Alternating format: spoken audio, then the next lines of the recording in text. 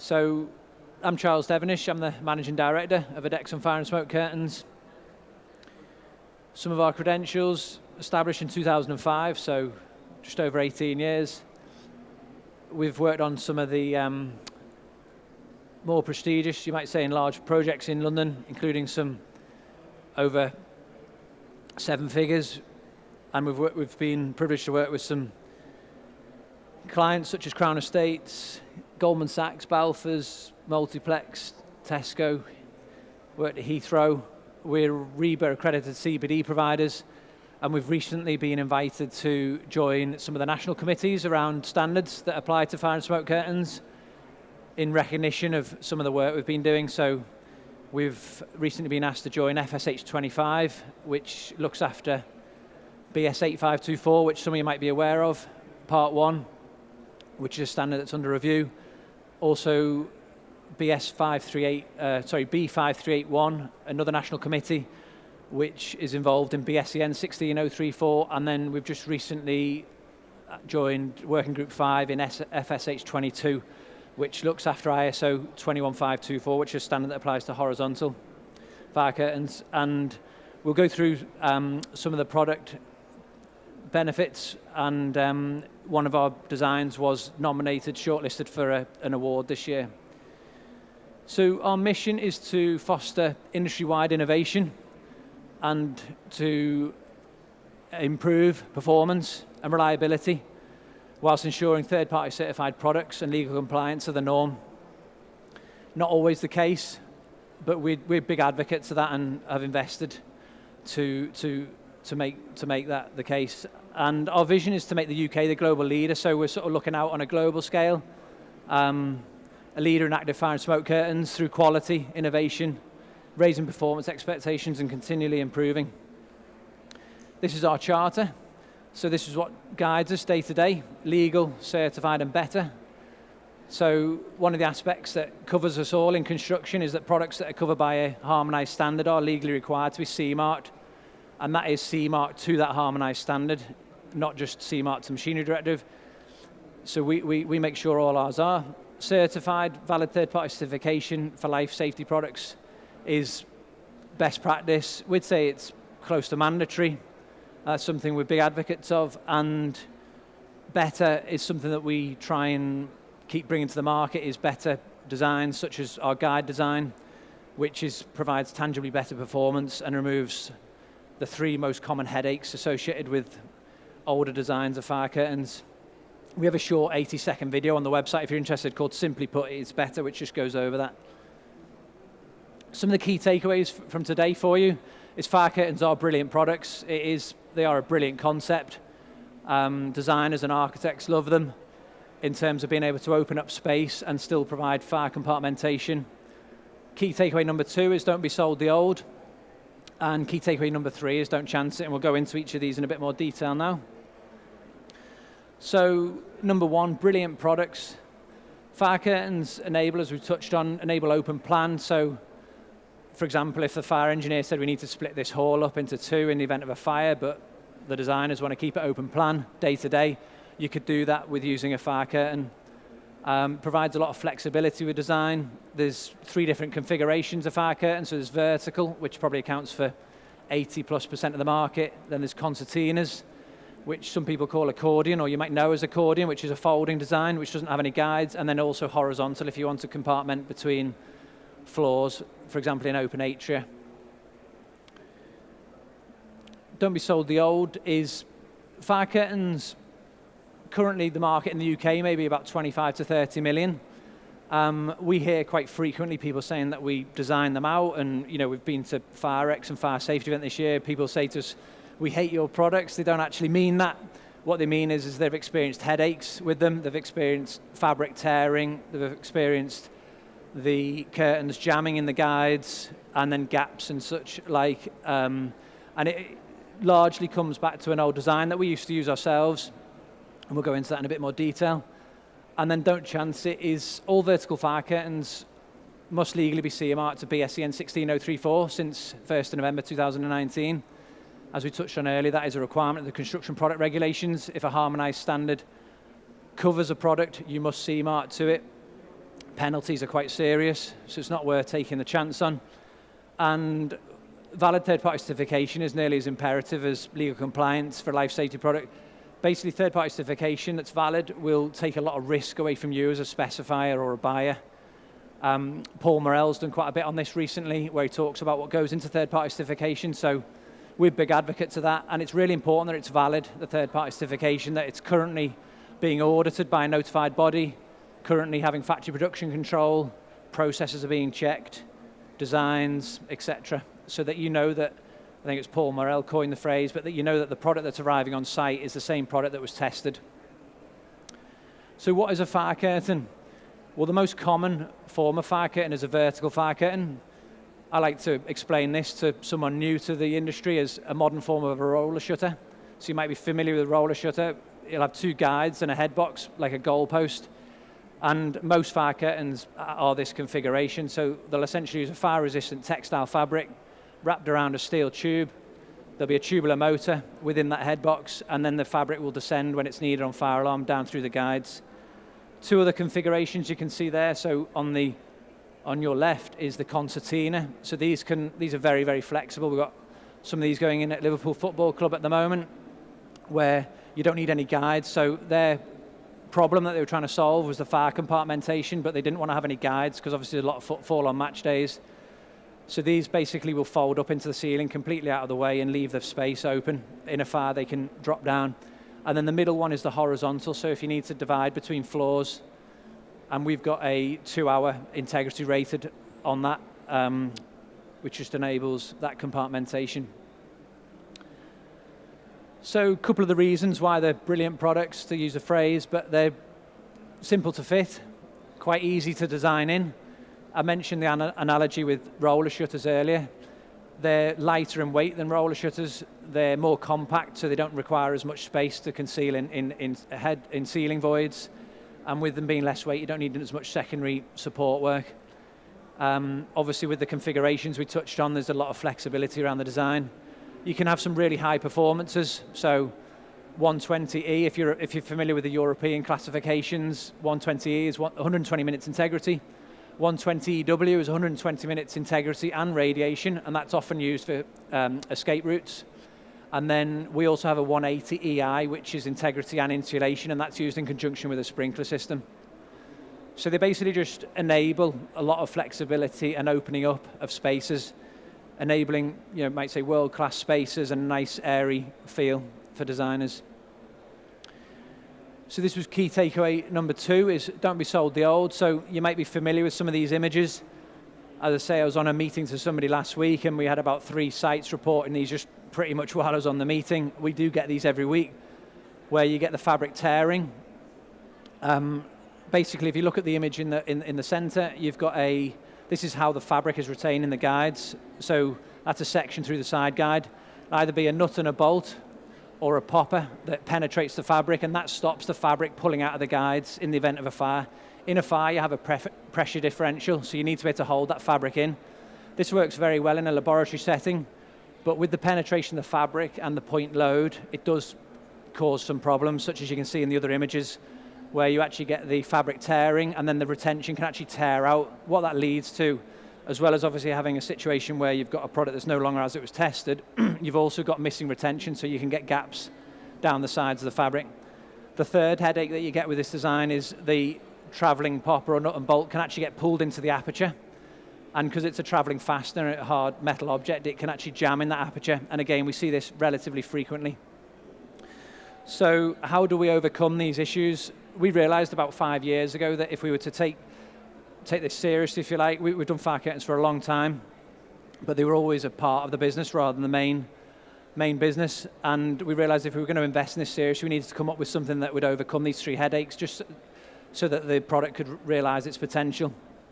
Another problem with some designs is a cold smoke seal. As you can see here, they actually burn. So on a fire door, a cold smoke seal, which is polypropylene filament, will be used in conjunction with an incandescent strip. The cold smoke seal will melt around 170 degrees C, and then the incandescent strip will be activated at about 180, so you get pretty much contiguous protection from smoke. The trouble is, on a fire curtain, you can't use the incandescent strip, so you just got the cold smoke seal. And as we can see in the video, and as we can see on the heat curve with the polypropylene filament, they will actually go very quickly. This heat curve you can see here is from 1363, which is the heat curve that we all follow in the fire test. So you can see there the temperature, you probably can't see it actually on the screen, but the temperature is over 500 degrees C after 5 minutes into a test. And this is a product that we might be talking of being rated for 2 hours. So the solution we came up with after a few of our own headaches and lots of iterations is this very, very simple design where we've got a steel pole that is in the full length of the side guide, and we just loop the fabric round, so we've got continuous retention. We've got seamless travel of the fabric, and we've not got any traveling hard fasteners such as nuts and bolts or poppers to jam in the guides. This has been described as genius by people that have frequently had these problems. It's one of those where it's very simple, but I suppose it's simple when you know how. We don't obviously, with the continuous retention as well, is we don't have any of that gaps and billowing at the edge. And this was nominated for an award this year, this design was. And we talk about this as new, but it's actually 3-4 years old now, and it is all third-party tested and certified. The other thing we've done is the current smoke test that most people test to is 1634 Part 3, and it's a cold smoke test essentially. Which is why a fire curtain with cold smoke seals will pass it. What we've done is there's not a hot smoke test available yet, but we've just, rather than waiting for that test to be revised, we've actually developed a method of smoke sealing using fire-resistant components. So we use the same fabric as the curtain, and we use steel, which has a melting temperature of over 1,000. So it's just a better solution than using a cold smoke seal. So don't chance it in terms of valid third-party certification. As I say, it's nearly as imperative as legal compliance. There's a huge amount of work that goes into third-party certification. It's a multi-million pound market, and none of us would invest that money if it wasn't worth the safety that it provides to the consumer, to the specifier, to the buyer. Because without it, the risk is really on you as a buyer or a specifier to check that the product that's arriving on site is the same as that was tested months or years ago in some cases.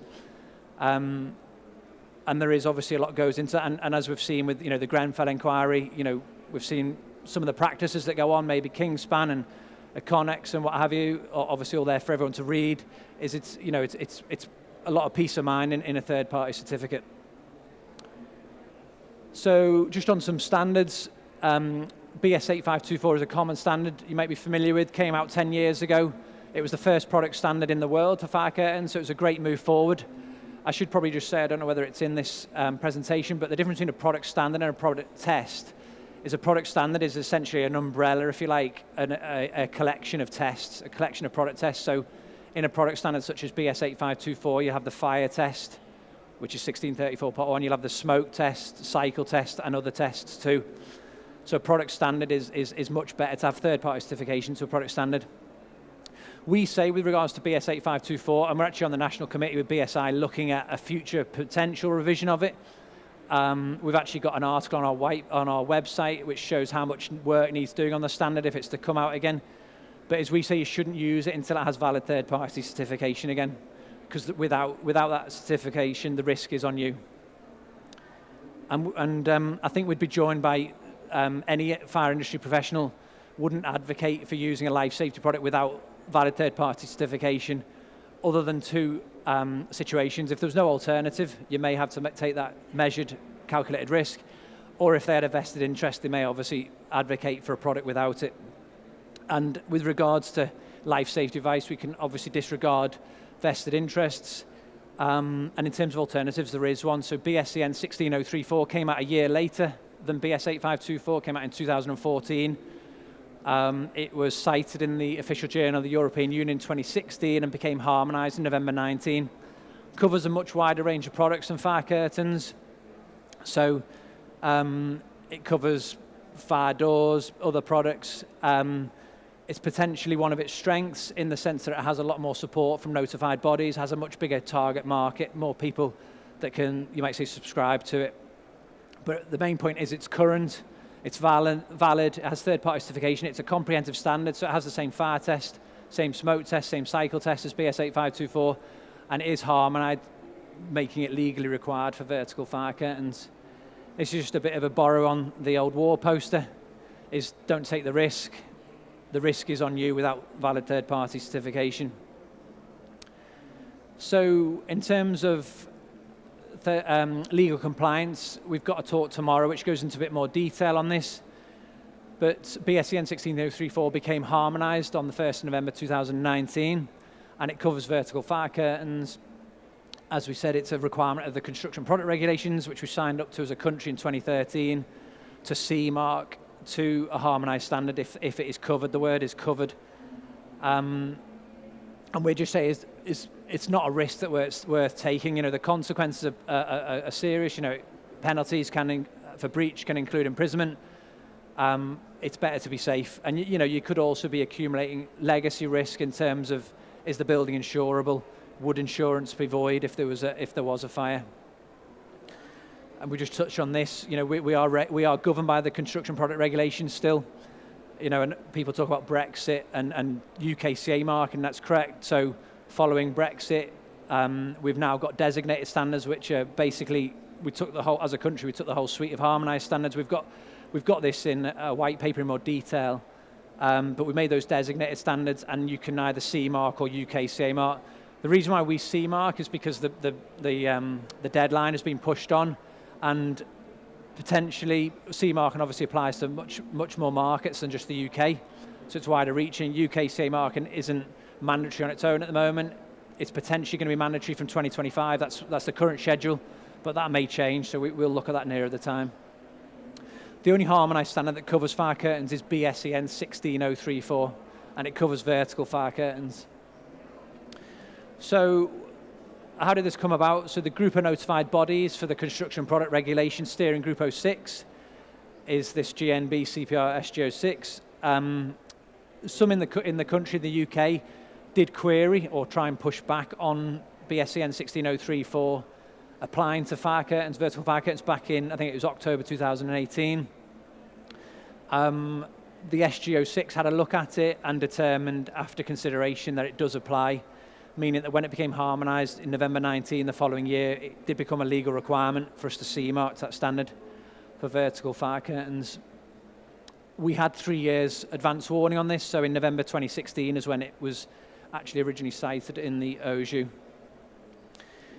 BSI do a lot to try and make this point. They could probably do more. We've suggested this to them.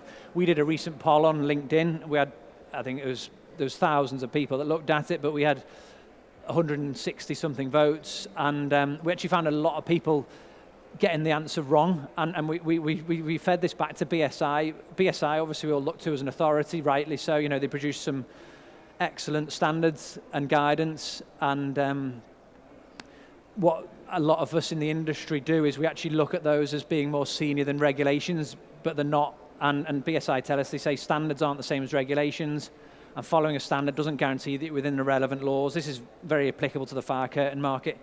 And compliance with the British standard cannot confer immunity from a legal obligation. So we can't point to a British standard, which is essentially guidance and best practice in most instances. But we can't say that and then say, well, that indemnifies me or gives me immunity from following regulations which are a higher level. So already touched on this, the difference between a product standard and a product test. So product standard is a combination of complementing product tests. It gives us a much more holistic look at a product. So you might take a product and just test it to a fire test, but would you know how it would react in smoke? Would you know how it would perform under a cycle test? There's 3 product standards in common use, you might say, in the UK for fire curtains, and these are BS 8524, Part 1, 2013, BSEN 16034, 2014, and ISO 21524.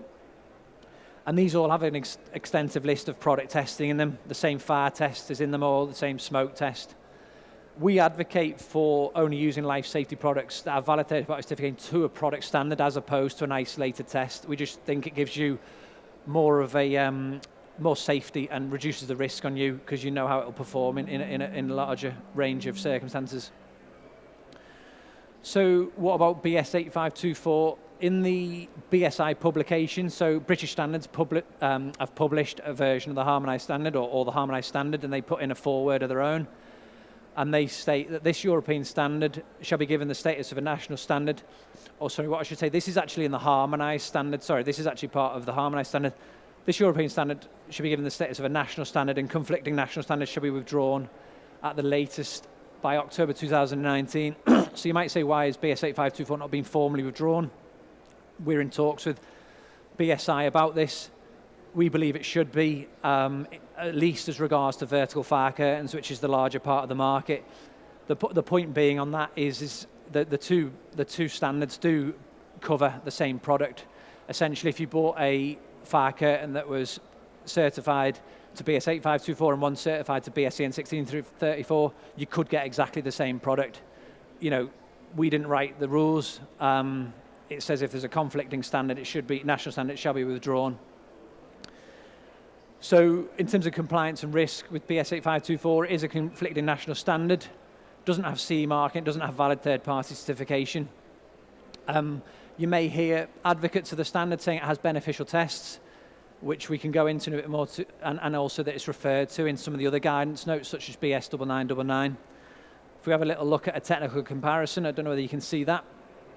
I don't know whether we've got time to run through all of this, but this is available on our website and in a couple of white papers. So if we just look at the first one, in terms of the standards, whether they insist on the European fire test. So BSEN 16034, you can only do the fire test to 1634 Part 1, whereas 8524 Part 1, you can actually do your fire test to BS 476. It's got about 30 references to BS 476 in the standard. I don't know if you're familiar, we might go into this in a bit more detail, I think, but essentially the BS 476 fire test is inferior to the European one. The European one uses a plate thermometer, which basically means the product can be exposed to up to 30% more thermal exposure. So you could actually get a fire product. This can apply to more than just fire curtains, but you could actually get a fire curtain, for example, that is being fire tested to BS 476, could have a 60-minute rating to BS 476. If you've got a fire strategy that's relying on an E60 European classification, E60 integrity rating, that fire curtain might only actually achieve 45 minutes in the European fire test. We go over this in a bit more detail in a couple of white papers we have online. The insists on extended application, so you have to have XAPs with the European standards, which is a more measured, method-based, calculation-based way of using products that are greater than or outside the parameters that were physically tested. Obviously, in the furnace, you might only be able to test up to 3 meters for 3 meters, so what do you do with a fire curtain that's bigger than that? Under the European system, you have to have an XAP, whereas under the British standard system, you can have, there's the Passive Fire Protection Forum's Code of Practice for doing a technical assessment, but it is much more of a likelihood assessment on the day. And on a construction site with a lot of pressures, it could become a subjective assessment, whereas an XAP, we would suggest, is a lot more reliable. Impact test, short circuit test, details of the fixings on the certification. We use a notified body called A+, who are one of the biggest in Europe for our certification, and they publish all the certificates with a technical annex, which is quite good for the consumer or the specifier or buyer, in the sense that you can see what components are used in the product, which is good for visibility and transparency. A number of other differences there, so you can see some ticks on BS 8524, which aren't on BSEN 16034. One of them is the impact test. We'd advocate for that impact test being done to 1192, and the other two that are on there, we'd advocate for them doing separately too. Here's 2 or 3 of the beneficial tests in 8524, just recognising those, and as I say, we'd advocate for these being done separately. If you're using the legally required 16034, so the gravity fail-safe requirement, the short circuit test, and controlled descent speed. These are just some of the improvements that we've written extensively on this. We've put it on the draft for public comment, and we're on the national committee too now. But there's some superfluous or inferior or even arguably dangerous tests in the old BS 8524. One of the tests that we feel is dangerous is actually the hot motor test, which can actually be widely promoted as being a good thing, but this basically says that the fire curtain must operate at 400 degrees C. We probably, well, not everyone may know, but the fire services don't actually even train in extreme circumstances above 200 degrees C. To operate a fire curtain at 400 degrees C, we say is dangerous. And we'd actually say the opposite should be true, is the fire curtain shouldn't work at elevated temperatures. If there's if that could endanger not just the user, if somebody opened a fire curtain and the temperature was anything approaching that, it not only endanger them, but it could endanger the building too. There's a very small combination of events where the hot motor test may be a good thing, but on the balance of number of applications that is true of compared with the number of applications it's not, at the moment without more control measures in place, we state it's dangerous. We've got an article on this just going into it a bit more detail. Pressure sensitive protective equipment on fire curtains, we don't see that being used at all on the bottom edge, and it's in there, so you can say that's superfluous. Some of the ancillary equipment testing, you know, the individual components are all C marked anyway. That's a laboratory test, so the merit of that is debatable. And there's some other bits there as well, which we could go into in more detail, or feel free to grab me afterwards, or go on our website we've got an extensive white paper on this subject. The other thing with 8524, it doesn't offer a route to legal compliance, so you can't actually have a C marking to it, or UKCA marking, and the certification, even when it was valid, was very aeroplane view, if you like, so there was a lack of detail of what sizes were certified on the publicly available documentation, materials and components used, and it didn't actually list out what orientation it was tested in, so fire tested on one side, but you could potentially fit it the other way around on site, and the publicly available paperwork wouldn't tell you. 9999, we might remember the Grenfell inquiry, and I think it was phase, I'm just trying to remember when it was last November, I know that much, but Richard Millett, KC, to the Grenfell inquiry, in his closing statements, he said, behind all of these discrete factors, there lay complex, opaque and piecemeal legislation, over-reliance on law, and policy on guidance, which is BS 9999 is guidance, some of which, including statutory guidance, was ambiguous. And the point we're making here is it was dangerously out of date, and much was created by non-governmental bodies and influenced by commercial interest. The thing with guidance is, for example, 9999, published in 2017. So since that date, 2017, BSCN 16034 has become harmonised 2 years later. Obviously, 9999 hasn't been updated. It's potentially going to be coming back out again in 2025, but at the moment, the current one is an example of outdated guidance. And also 8524 has lost its third-party certification.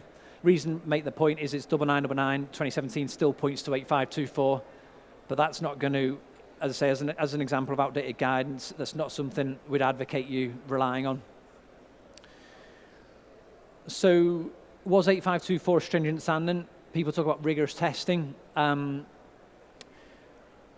Lots of pluses about it, not perfect. You might say no standard's perfect, and that would be true. We've had some conversations today with people how much work needs doing on standards, and that's why we've agreed to join some of the national committees and potentially going to be put forward to Europe as the UK experts.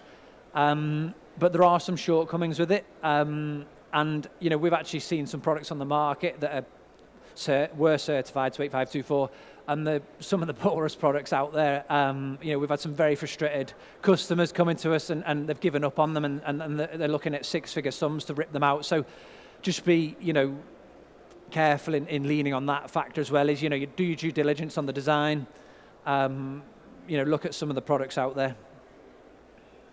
We've got a case study there, but we could share loads with you, to be honest, of products. You know, one of the ones is using draft seals for the smoke, and these becoming detached in the guides, and then they stop the curtain deploying at all. So has it gone? Well, it's being considered for revision. As I've already said, we don't advocate using it currently until it comes back out, if it does. There's a lot of changes to it if it is going to come back out. One of the main thing, you might say, the first hurdle it faces is a review of whether it is a conflict in national standard. What we've said to BSI is, you know, just standing back from it is, You know, if 8524 and 16034 aren't conflicting national standards, you know, show us an example of two conflicting national standards that materially differ in similarity from these two. It'd be interesting to see the outcome of that. If it does come through that test, then there's a whole host of revisions, and a new 8524 will not be the same standards as the 2013. It'll be considerably different. Then a notified body, or more than one notified body, will then have to create a scheme, which then UCAS or similar would then have to accredit. That would then lead to, once that scheme is created, manufacturers would then have to apply for the certification. There'd be audits, factory production control, and other processes. And then there's obviously manufacturer testing if that's required. All in all, it's not a process that's measured in weeks. It'll be months, if not years, during which time actually we could see further adoption of ISO 21524, which is a very good standard. We use that for the horizontal curtain because it's the only standard available for horizontals, only product standard available for horizontals in the UK.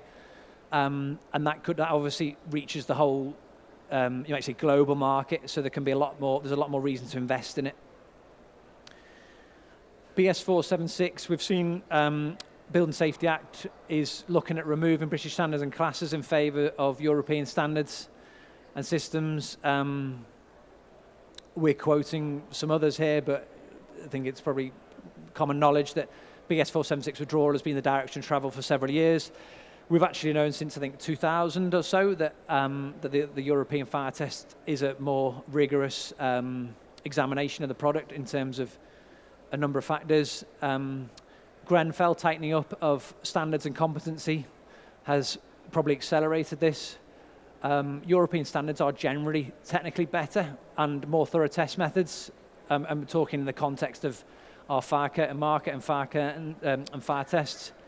And the European Standards Classification System, RE and I and W, and the XAPS, Extended Applications, are very rigid, rules-based system using calculation methods and expert judgments that are already agreed on and written down in a SEN standard. So it takes away the subjectivity to it. What we find with maybe a technical assessment under the British standard system is, you know, we all know what construction's like. There can be a huge amount of pressure. You know, you can think of a situation where we're approaching handover and somebody's saying, you know, can you sign this off for me? Is it okay? You know, we're going to have all sorts of damages and delays if you don't sign it off.